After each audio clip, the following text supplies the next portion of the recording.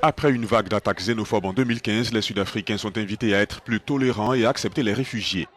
Au-delà de la commémoration de la Journée mondiale des réfugiés, ce lundi, le HCR et le ministère des Affaires intérieures d'Afrique du Sud ont organisé un événement commémoratif au centre des réfugiés à Soweto pour faire passer le message.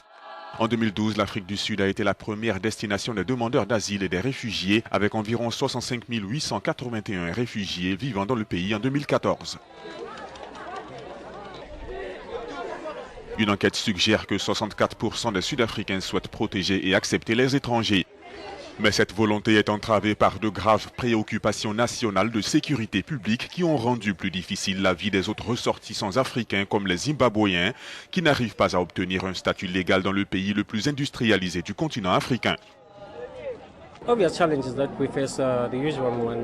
Les défis évidents auxquels nous sommes confrontés sont connus. Nous n'avons pas de papier. Si je n'ai pas de papier, je suis très facilement à la merci de n'importe qui.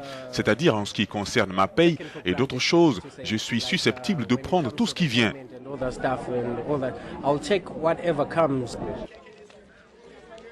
Pour cette chercheuse, le pays a besoin de reconsidérer sa politique en matière de migration. Je pense que nous devons maintenir dans notre pays le respect de nos engagements internationaux en matière de protection des réfugiés et des migrants et garder une approche humaine fondée sur les droits de la migration dans le pays. Et je pense aussi qu'il est très important de se rappeler de la Constitution et la Déclaration des droits humains. L'Afrique du Sud est réputée pour avoir l'une des lois les plus progressistes sur l'asile dans le monde, une loi qui permet aux migrants et aux réfugiés l'accès aux services publics.